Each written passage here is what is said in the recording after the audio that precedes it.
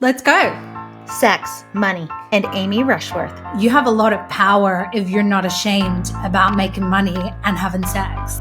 This Valentine's week, nothing is off limits on Intentional Living with Courtney Meyers as Amy dives deep into two of the most taboo topics. Almost all of us are having sex quite regularly. We're all dealing with money. How are we not talking about it? And she's not shying away. I think self-pleasure is self-care. From the ultimate power of our pleasure. Stepping into that pleasure zone, skyrockets you to have more confidence, to be better in every aspect of your life. That's when we actually have the opportunity to really tap into a deeper level of truly being an unapologetic bad bitch. On an all-new Intentional Living with Courtney Meyers. Welcome to Intentional Living with Courtney Meyers, a podcast dedicated to those seeking a more fulfilled and purposeful life through thought-provoking conversation, spiritual exploration, and authentic connections. The intentional movement has begun, and if you found yourself here, you are a part of it. Intentional Living with Courtney Meyers starts now. Hi, Amy. Welcome to Intentional Living with Courtney Meyers. I am so excited to talk to you today, so welcome. Thank you. Thanks for having me. Let's go. I know. I'm really excited to see what we are going to talk about because, like I said, I never know where our conversation is going to go. But there's one thing I want to touch with you on to begin with is this whole concept of pleasure. I think that is a really big piece of stepping in, especially as women, to our authenticity. But it is kind of carries with the shame and embarrassment and all these negative feelings and energies with it. But I know through your work, stepping into that pleasure zone, skyrockets you to have more confidence, to be better in every aspect of your life, whether that's business, family, relationships, anywhere. So what is it about pleasure that truly just ignites us? So I guess what I'm known for is helping women become the most unapologetic, the most powerful version of themselves. And my approach to doing that is looking at what are the areas in your life or your expression that still feel taboo, or you still carry shame or restraint in those areas.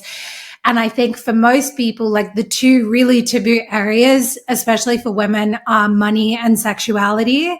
And so I love to even weave the two together in a lot of the discourse and the content that I create. But pleasure specifically, I think, is so powerful because it's a very vulnerable area. It's an area that is usually full of a lot of shame, trauma, conditioning.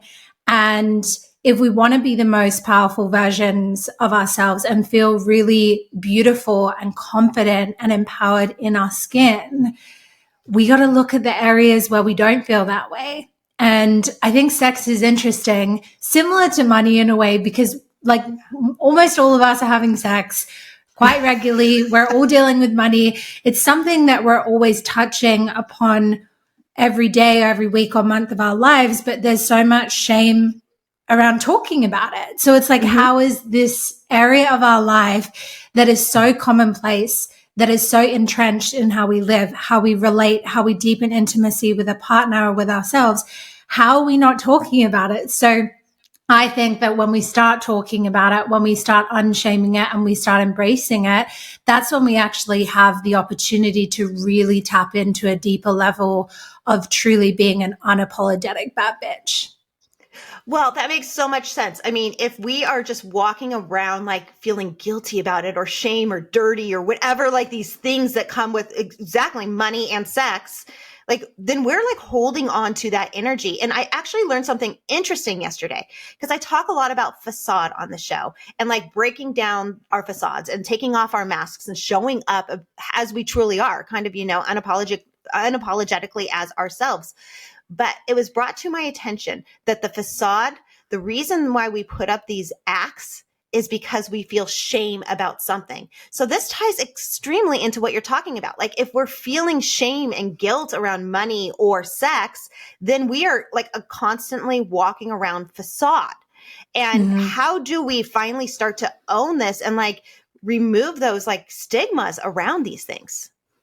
Yeah, that's so on point. And this is a huge piece of disempowerment sexually for women, and even in their relationship with just self-pleasure and not even sex, because there's such a facade of performance and being performative in the bedroom for women. A lot of this has come from the fact that most people have not been sexually educated by their parents or by school. They've gotten information about how to not get pregnant, how to not get an STD, but they haven't been taught, like, here's how a woman really likes her clitoris to be touched, or here are the ways that you can, make a woman come. And so men and even women and all genders learn a lot of this sometimes from pornography, which has a very patriarchal sort of man-driven perspective, and it's fake, right? It's performance. So the women are acting these scenes out, and it doesn't give us proper literacy, language, and understanding of how female sexuality in particular works. So we're walking around playing these roles of what we think a partner wants, or what we think we should look like in the bedroom. Part of this facade also ties into, the widespread, I would say, disgust and shame that women have for their own bodies, which is created by the pornography industry, but also the beauty industries, beauty standards. It's super complex. It's basically this crazy soup of distortion. And because no one has actually unshamed that for us, we're learning from as early as like 5 years old what it means to be a sexual person, to be a woman, what society wants, what society looks down on. And of course, that naturally affects how we express ourselves, the people we choose to be in relationship with, how we experience sex in general. So yeah, it's very complicated, but unshaming and healing some of that doesn't have to be so complicated. Yeah, I'm actually even thinking about it as you're talking, going back to like the very first time that, my mom came to me to talk to me about female reproduction, and she got this book from the library. And it was before, in like 4th or 5th grade, right about when you're about to get your period or something. And I remember just the pure embarrassment. And I don't even know that it was like, I knew to be embarrassed. I think it was the way it was approached, the energy that my mom brought into the room to talk to me about it. And I don't actually think we had the conversation. If I recall, like, I'm like, yeah, we'll talk about it later. And we went our separate ways. And like, it never happened until I got to like sex ed in school. So like from a very early age, it definitely has that feeling of like, ooh, do we really want to talk about this? Like, it feels very shameful. But I'm curious also when you're talking about it from the male perspective of the way that we perform as women to show, with men, does that tie into the power, inequality between men and women? I mean, it really feels like this, like a lot of like the patriarchal way of the world that we're trying to kind of like rage against right now, that the shift is kind of going against right now, is all tied up into this. Because if we are not owning who we are sexually, the men have all the power, tied to money, tied to power, tied to sex. It's all like encompassing. And as women, the only way we can regain that power is to regain our sexuality. Yeah. So, I mean, something that I often teach, my clients, or like my signature program is called Pleasure Empress, and lots of women have gone through that. And we sort of start creating a context around why some of these issues might exist for women, even if they don't have like really explicit sexual traumas in their history. And what I tell them is that, even like one generation, 2 generations before us, women relied on men. Like gender roles were a real thing, not a preference. And those gender roles and that imbalance of power and domination of men over women, that had very real impact on, and consequences for women. So, you needed a man to have a credit card, to get a house, to have social standing, but also to have your very basic needs of survival met. It hinged on a man choosing you and staying in relationship with you. So if you think about that, even if you think about like 2 generations ago, women obviously had to use certain things in order to survive. And one of the things they probably use, because you see it throughout thousands of years of history, is their sexuality. Or even within a very like purity culture context, like withholding that sexuality and being a pure virgin for their husband, and then they would be chosen and then they would be kept. So this is not that long ago that, you know, the context changed for us, that we got rights, that we had the ability to make our own money, to make our own destinies, to have our own life and choices and options. And so this freedom is quite new to us, even though you might have lived with this freedom your whole life if you're a similar age to me. But your body remembers, your lineage has passed on intelligence to you through your body, through your DNA, and some of the traumas as well. And so I think that there's definitely a historical context around the power imbalances between men and women.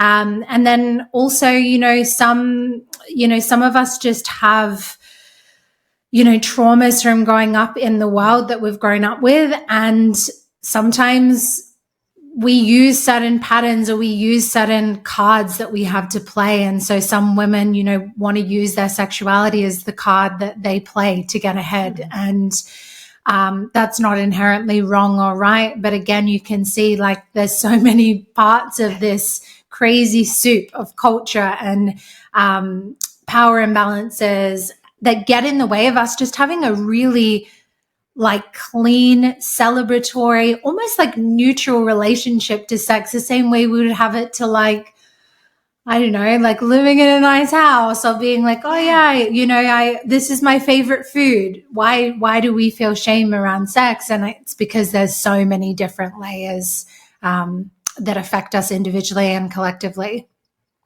Yeah, it's interesting as you're talking, I was thinking about this time when, sex and the way we look has definitely played a huge part, at least for me, in getting ahead in my industry when I was in Hollywood, when I was working in entertainment. I knew that if I walked into a room full of men, that they were probably going to either hire me or they were going to buy my concept, that, my pitch. And I even had a boss say it to me. Like, I was pretty young. And so it became this challenge for me that he said, I like taking you to these pitch meetings because you can write, but the men like to look at you. And that just to me was like so degrading. So I think there's also this aspect of like, we can use it as part of our power. But then I was just kind of like, no, I'm more than that. You can't look at me like that. Like, yes, do I want to show up and look good? Of course. Do I feel good when I do this? Yes. But that's not for you to use. It's for me to use. And so it was like that power balance, even in my own appearance and my own sexuality, was being used by men. And that like really stuck with me. And even I had this one client one time send me this picture of me. And he's like, look what I found on this, like, it was like some smut online magazine thing. I don't know what it was. It was like Hot Under something. I can't remember the title. And it was like all these women in like these tiny bikinis, half naked, like really doing, it's bordering pornography, like raunchy stuff. And it was a picture that I had taken with my boyfriend. I was just in a short dress in the desert looking over my shoulder. Nothing raunchy about it. No bathing suit. And like, there's no way anyone, I didn't send it to this magazine. I found out that he had picked it up, taken it off my social media and sent it there, and then was using it towards me to blackmail me. So like, doesn't matter. Like men will use our sexuality as a powerful tool for them too, as opposed to allowing us to own that power. So how do we get to own that power and not just like have to like deal with whatever they want to use it for? Yeah. So you've spoken to something that's still very widespread in terms of like the invisible rules of sexuality for women, which is that sex sells. But if you look at the way that sex sells, there's usually men profiting off of how that sex is being used. Whereas when a woman is using her sexuality to make money or to gain status or power in some way, it's typically more frowned upon, even though it's more accepted. So there's more acceptance now of women, you know, like the rise of OnlyFans, for example. So there's a lot of women who are like, you know, making money from doing that. But there's still quite a lot of stigma around that, even though some people would be like, that's so amazing and empowering. And some people are like, you're a slut. But they don't have a problem with like the CEOs of massive pornography companies, which are predominantly men and male owned, making money off of sometimes illegal content and even like sex trafficking victims and things like that. So it is this very interesting, I don't know what you would call it, like a paradox. I feel like the way that we come into power with our sexuality is by clearing our own wounds and limiting beliefs around it. And then for ourselves deciding, what does being sexually empowered look like for me? Because for Susie, she might heal and be like, do you know what? I want to walk around with my boobs out on Instagram because I love myself. And for someone else, that might be a totally different expression. They might actually want to do the opposite of that and be more conservative in the world, but they have a really beautiful, curious relationship sexually with their husband and amazing conversations without shame around things they want to try. So how it looks on the surface for all of us is different. But what we want to do is move away from seeing our bodies and our sexuality as objects or objectifying our sexuality, and think of our bodies and our pleasure as more like instruments or vessels.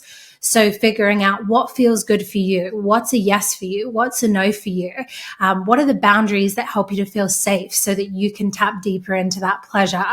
And so it's so different for every single woman, but through my work, what I aim to lead all the women back to is like, what's your version of this?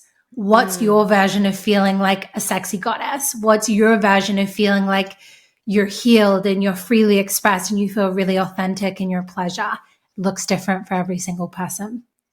So how do you take your women through this? Like, what does that look like? And how do we start to uncover these things that like we might not even know where to start, what feels good to us or what we want to embrace?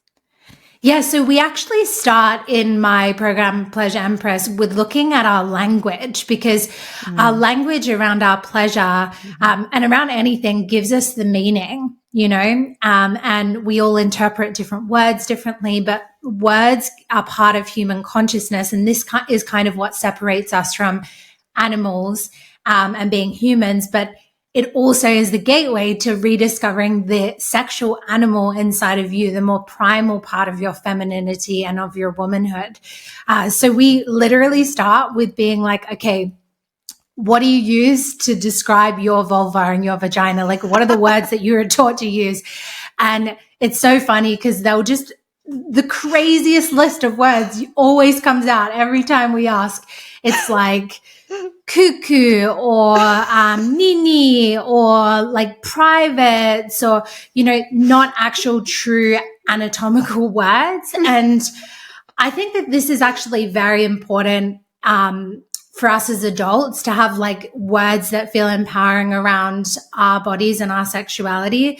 But it's also important that we pass that down to children as well, because if we look at sexuality through a healing trauma perspective, a lot of women are dealing with being abused or being sexually violated as children or as adolescents. So reclaiming that language actually helps to heal the next generation, because they'll be more likely to report or more likely to get themselves out of a situation like that rather than being abused. So we start there, but then we sort of descend into deeper and deeper practices. So starting to engage your senses more, so your sensuality. So this can begin with even just the way you eat your food. So a lot of people will just stop and like eat their lunch at their desk, right? And they're maybe scrolling on their phone. you're not really tasting the food. You're not looking at it. You're not digesting it with your eyes and your smell and your taste buds. So you can try sensual eating, like slowing down, close your eyes. Whenever I eat something really nice, my husband laughs because I'll close my eyes and I'll be like, I'm like dancing and making sound effects. But we can intentionally and consciously do that to come deeper into our taste buds. And why that's significant is because sexuality is infused with our sensuality. So that's our senses. So if we want to be able to feel more, we need to have a stronger connection with those senses. So you can start with the taste buds, start with smelling things, slow down, smell flowers when you buy them for yourself, engage with touch, music, dance naked with music that you like and smell a rose or like eat a piece of chocolate. It can be so simple. And I think that's one of the big myths that I like to bust for people is that even though female sexuality can be really nuanced and seem complex, the way back to feeling more, sensing more, and having more pleasure is actually quite simplistic in nature. The practices are quite simplistic. So, yeah. And another one that's really great, probably the favorite one in my courses, is breast massage, because it's very easy for women to just kind of infuse it into their schedule. Do it in the shower when you're putting your, your soap on or your body wash, massaging the breasts. A lot of women do this anyway because they're wanting to check for lumps regularly. Mm-hmm. So this can be like an amazing sensual practice that people can start engaging with that can help to increase their libido and their connection to themselves. Well, I find like everything you're explaining goes back to any spiritual practice. I think we try and complicate it so much that you have to do all these things, but it all comes down to these simple, basic things that we have just totally bypassed. I mean, Eating your food, seeing what you're eating, not eating it on the run and at your desk, taking that moment. I know I've talked to a lot of people abroad, in the States here, a lot of them are like, appalled at how we eat standing up. We don't take the time to sit down and have a conversation. We're on our phone. There is this part of us that we don't even like enjoy the simple pleasures of life, getting outside and taking a deep breath and not being distracted. I mean, there's so many different things we can do just so simply to increase our spiritual practice, which also increases our pleasure. And it sounds like it all goes together. Yeah. It's what you're speaking to is the culture of urgency. It's a culture of rushing. And this is, in my opinion, another thing that really limits women from being in their feminine energy, being in their pleasure energy, because female sexuality is not to be rushed, right? Male sexuality is often described in sexual and tantric texts as being like a flame, like a faucet. So when you turn the stove faucet on, it's like a button and it's on and it's blaring, right? You can burn something in a minute with it.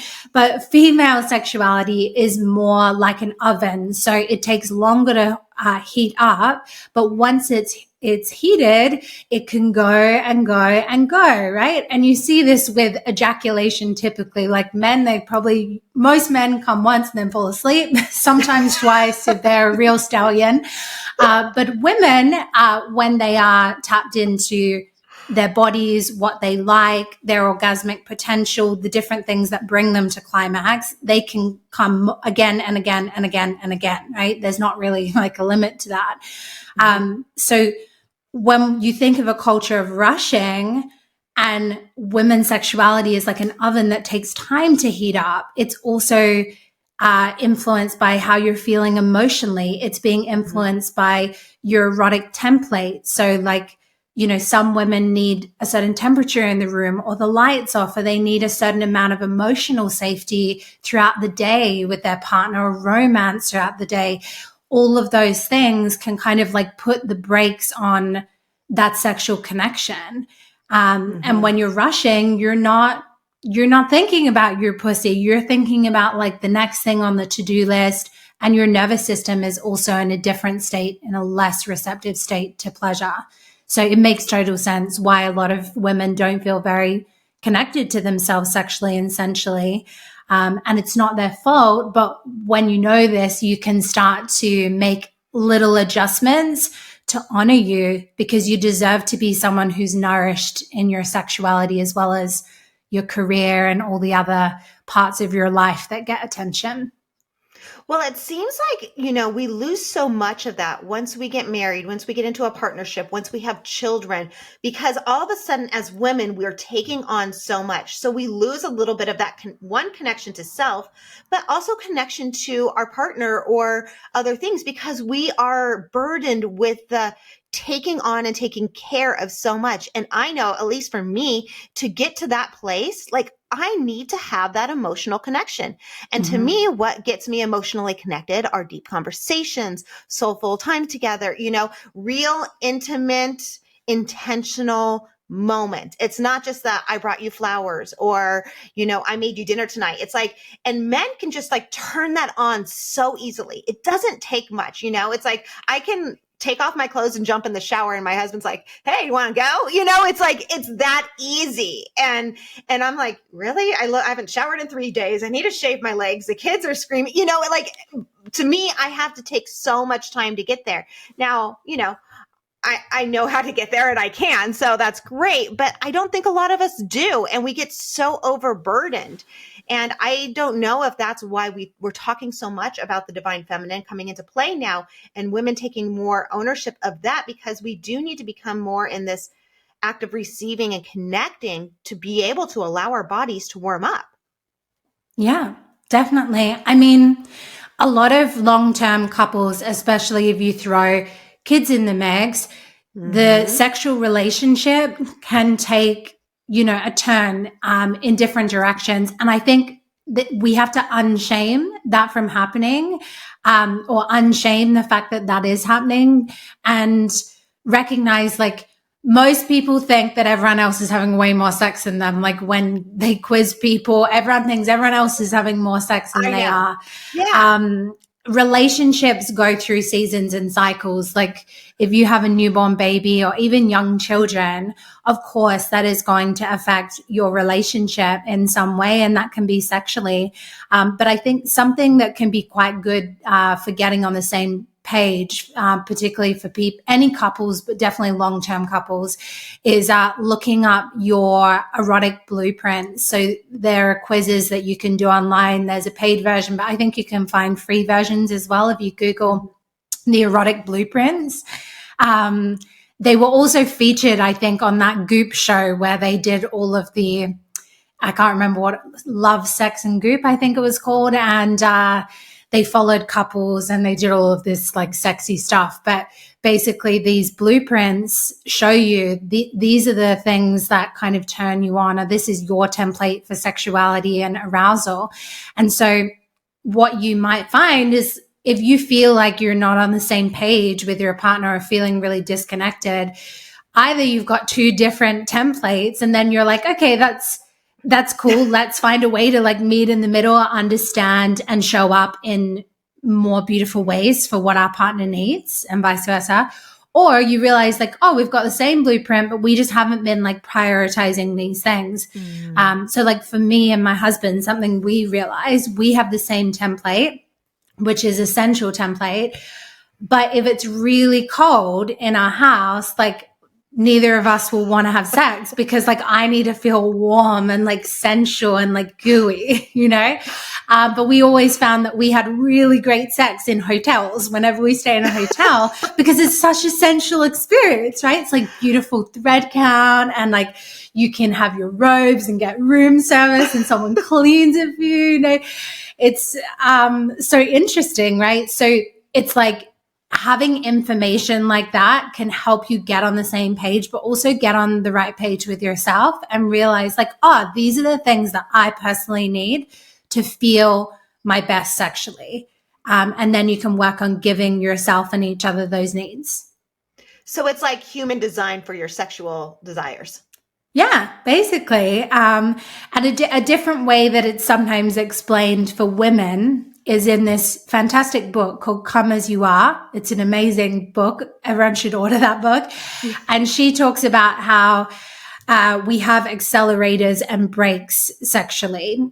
So there are certain things that accelerate our pleasure, and there are certain things that put the brakes on, and everyone has a different ratio of accelerators and brakes. So one of my best friends, she always says that she calls herself the filthy bitch because she's like, I'm so sexual. Like she's just like always thinking about sex.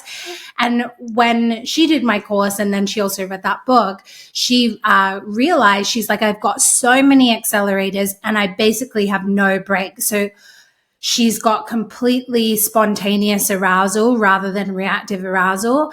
And she doesn't even need stimulus to be turned on, and not much is actually going to stop her from feeling turned on.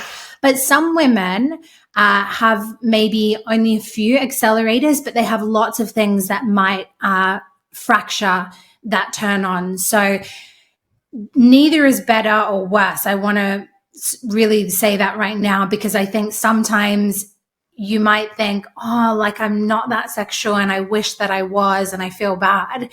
It's not about feeling bad or shame. It's like, this is how my body and sexuality works. How do I play this hand?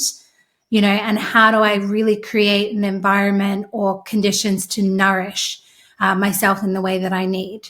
And then you can share it with your partner. For example, like if your partner does something regularly that kind of pisses you off or makes you feel resentful, that might be a break. You might not want to have sex with him after he does that. Then you can communicate that. You can be like, have you noticed that I get a little bit cold when you do this? That actually makes me not want to be intimate. So maybe we can work on that so that we can have this shared goal of more intimacy come to life.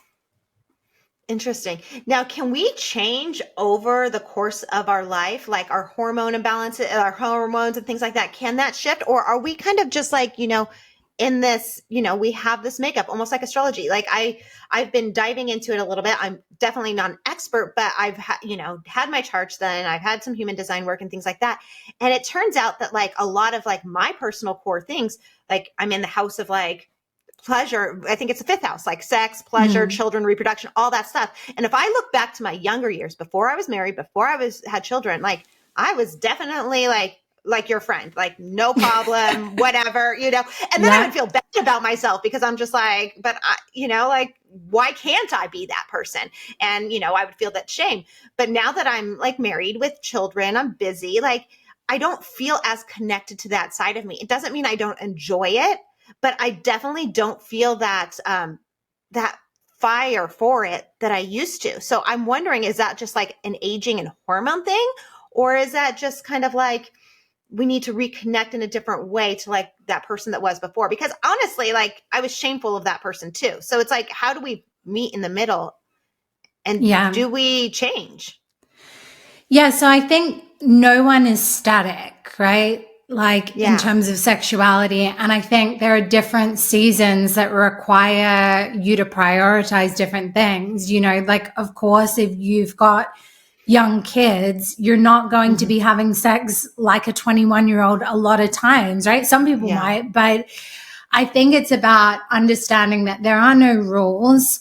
It's about what are your values in this season of your life. And for example, if pleasure is one of your values, like if you're really honest and you're like, you know what, it hasn't been a priority, but I do really value that, then you can look at, okay, how do I make changes in order to support the actualization of that value for us or for myself? So you can also think about, you know, if you're not feeling as turned on or aroused, there's so many things that can affect libido, like hormones are a really big one. Nervous system regulation. If you've got a dysregulated nervous system, like your libido is probably going to not be so existent. But then also just look at, you know, is my life conducive to pleasure? Am I doing things that allow me to drop into that state? And it doesn't have to be really drastic.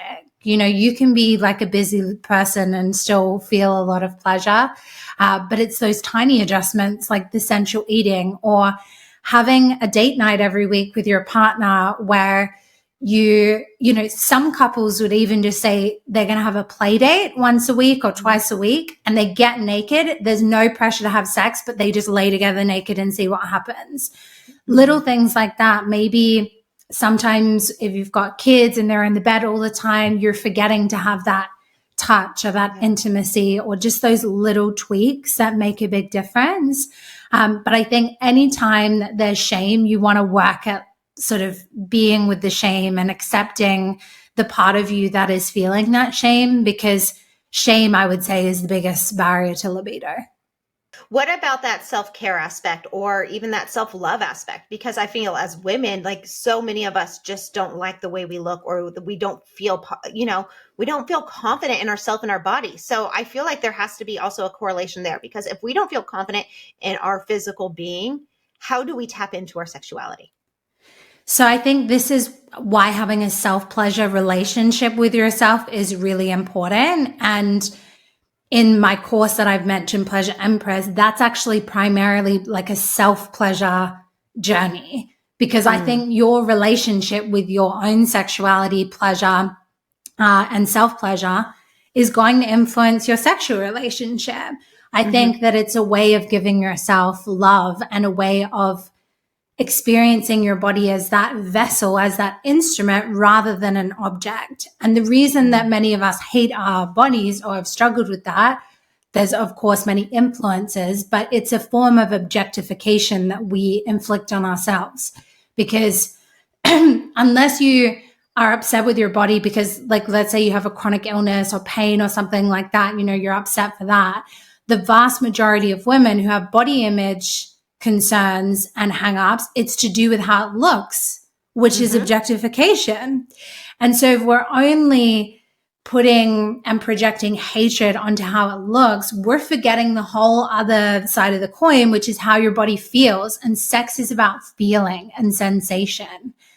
I mean, it is all that objectification, but I think that goes back to where you were talking about, like, these deep-seated beliefs and the whole system of how we've been treated. And we need to change that narrative so that our bodies are more revered at any shape and size, and that we can feel good in our own skin. Because I don't think I know one woman that feels good in her own skin. I've talked to so many beautiful women, especially even on this show, like supermodels that are kind of like, don't feel good in their own body. So it's like, it's not like what we look like so much, is like this feeling that we need to curate and start to bring into our life so that we can find that confidence. And I think, that is a huge part of your work, is finding that confidence. Yeah, 100%. I think that going on a self-pleasure journey and healing journey in that realm is like the ultimate self-love and self-confidence journey. Truly. I think self-pleasure is self-care. Like, people often ask me on podcasts, how do you prepare for like big meetings and blah, blah, blah. I literally masturbate before, because it puts me into like a really present, like energy with myself. It brings my energy out of my anxieties or my, unhelpful thought patterns, and brings me back to feeling and sensation and my intuition. And, the women that I've worked with that go through this journey, they come in for self-pleasure or to have more orgasms, and they get so much more. They usually become so much more self-expressed, so much more loud about what they want, about their boundaries, saying no, eradicating people-pleasing patterns. Like, truly, it's this crazy secret gateway into becoming the most unapologetic, empowered, and loving version of yourself. Why do you think that is? Is it the energy release, or is it that you're just getting so incredibly present in the moment? Because, like, you think about it, when you're orgasming, you are present and you are nowhere else but in your feelings. Yes. So is it that, or is it like the release of all this pent up energy that we carry within us? I think that there are energetic, spiritual, and logical reasons. So if you even feel the skin on the inside of your mouth, it's the same tissue that's inside of your vagina. They originate from the same cells. If you look at a diagram of a pelvis and look at a diagram of your jaw and vocal cords, they look almost exactly the same. And a lot of women who have TMJ and, they're grinding their teeth also have that tension reflected in their pelvic floor and are having issues with that. So there is a connection there energetically. There's also tissue. So the deep frontal line is fascia tissue that connects our pelvis with our throat. So there's definitely like the very logical connection, but also energetically. And then I think there's one other piece, which is that when you go into an area that is so taboo, that has so much shame, not just your own shame, but your mother's shame, your grandmother's shame. When you go in there and you go, yeah, I'm scared, but I'm going to look and I'm going to heal and I'm going to get to the root of what's going on and clean this up and come out the other side unafraid and unashamed, that like creates some kind of ripple effect in your life because you did the really scary thing. And so then it's like, oh yeah, saying no at work, of course I'm going to do that, right? Because I just like released 100 years of trauma from my vagina. That's actually easy to do that now, So I think, yeah, and it's very freeing to also let go of that shame and that hatred towards yourself or towards your sexual essence, because it takes a lot of energy to hold on to that shame, even though we don't realize always that we are. Yeah. How do you get so comfortable talking about this though? Because you're just throwing around these terms that I'm kind of like, I can't say that. I can't say that. Like, and it's just like nothing, sometimes, there's that part of me that like wants to like blush, like, oh my goodness, but like, it's real. Yeah. Yeah. I'm not embarrassed about talking about these things, to be honest. I mean, you mentioned the fifth house in astrology. So I've got a little party going on in my fifth house. So I have Lilith in there, which is like the dark feminine. I have Uranus, I have Neptune, and I also have my North Node there. So in a nutshell, I am here to talk about taboo and cutting edge topics for women. So I talk a lot about money and sex because these are areas where we have a lot of shame. But on the flip side, you have a lot of power if you're not ashamed about making money and having sex. Like you have a lot of power to be healthy, to be well, to be thriving, to have options, to have freedom, to be a woman who is glowing in her skin and in her power. Like these are the two areas where if you think about divorce as well, like money and sex, this is a root cause of stress that can lead to a lot of relationship breakdown. And also if you look at these two areas can determine whether you're very healthy and mentally okay and feeling safe or not. If you feel unsafe sexually and you feel unsafe financially, it's a lot of stress. And when you're stressed, you're not living in your desire. But yeah, I don't feel embarrassed to talk about anything really. So do you think money and sex are the key to living your best life? I'm hesitant to say that these are the things because I think sometimes people can have all the money and still be unhappy, right? And some people can have all the sex and be operating in very unhealthy patterns with their sexuality. But I would say that these are some areas of our life that have the potential to create more of what we want or not. So when we can embrace them, we can really step into our full power essentially. And when we can make them work for us. Yeah, I think so. Like if you think about it as a woman, right? You may want your partner to provide for you financially, but isn't it nice to have your own money as well? Isn't it nice to have, and nice is probably not even a good enough word. Isn't it empowering to never have to make a choice because you are going to be financially unsafe if you follow your heart, if you follow your intuition, or you put yourself first? How many women have to stay in unsafe dynamics or environments or in toxic and violent environments because of money or because they have low self-esteem? if you can look at the areas where you hold the shame or where you feel like there's instability or there's some unhealthiness there, and you can be brave enough to dive in and be like, look, how can I take responsibility for improving this? I think that being willing to do that is the literal definition of feminine power. It allows you to, if you can heal these, if you can heal these sides of yourself and step into what that means for you, that allows you to drop into your heart and follow your intuition and live a spirit-led life. Yeah. Yeah. Money doesn't necessarily make you happy, and sex doesn't necessarily make you happy. But it does give you freedom. They both give you pleasure. And if your values are freedom and pleasure, which mine certainly are, and a lot of the women that I know, then it's worthwhile thinking about how can we become more brave and more accepting and nourished and like less afraid of these things, because then a whole lot of potential opens up for our lives. I love it. Oh my goodness. So how do we work with you? How do we unleash these sides of ourselves and really embrace our sexual and financial powers?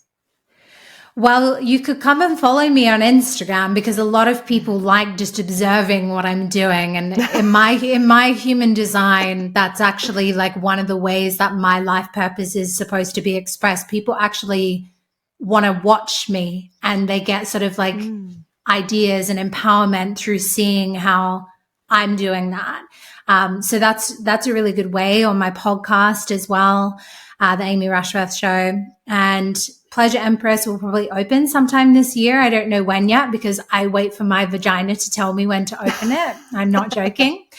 And there's something else I'm actually about to launch. I can't tell you the name or anything yet, but if you follow me on Instagram, you'll see that I'm about to drop something outrageous. When can we expect to hear announcements for that? I think it's going to be in the next few weeks. Yeah. Oh my goodness. And okay, I'm curious. What does your vagina tell you? Like, how do you speak to your vagina to be like, okay, it's time to launch this? Like, what is that? So something that I really like believe in as a teacher and facilitator of my work is that I need to be embodied in what I'm teaching. And so obviously I'm embodied in the pleasure work that I teach. And like for me, we didn't talk about this, but my sort of interest in this area came from having PTSD from sexual trauma. So I'm embodied in that way, but I like to feel really juicy when I'm leading this course. And so I typically wait like for a time where I've got like a lot of spaciousness, or where the weather is getting warmer. I make sure that my environment is very stable and conducive to what I'm doing. So I wait until that sort of logically is there. And then, I don't know, my vagina just kind of tells me like it's go time. Oh my goodness. I love it. I'm just I can't get this picture of this meme my husband sent me the other day. And it was like this man that was like sneaking a picture of his wife's vagina. And then he's like, what are you doing? She turns it around, looks at it, and it's like this bald, weird looking cat going, eat me. Like literally when you say that, I'm like, oh my goodness, this is the image that comes to mind. Yeah. Wow. Oh my goodness. So funny. Well, thank you so much for joining me today. I had so much fun talking to you and, pushing past some like discomforts of me actually talking about this. It's a topic that is taboo. It gives people the ick. I know this. Like I want everyone to know, anyone who's listening who's triggered or has the ick or is like, who the fuck is this chick on the podcast? I know that my teaching or what I share can create that, but that feeling that you're getting is part of the beginning stages of the healing journey. Like when I train in what I do, they actually make us look at hours of videos of different photos of genitals to notice the disgust or the feelings of resistance that come up in our bodies. And you realize like, wow, I'm like holding all of these stories where did they come from? Because I wasn't born having disgust or having resistance or feeling ashamed about this topic or this thing. You know, little babies would eat their own poo and probably think that it was amazing. You know, they touch their own bodies. They don't have a story about it. So I totally have so much compassion for the, you know, the ick and the triggers and the feeling of like, oh, like, are we talking about this?